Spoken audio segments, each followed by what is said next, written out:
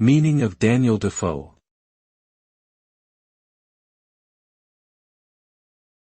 Daniel Defoe.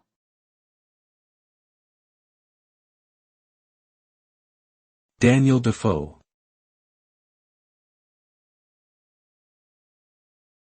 Daniel Defoe.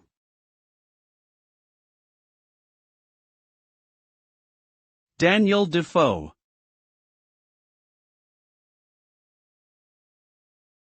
Daniel Defoe was an English writer, journalist, and pamphleteer who lived in the 17th and early 18th centuries. He is best known for his novel Robinson Crusoe, which tells the story of a shipwrecked man who spends years on a deserted island.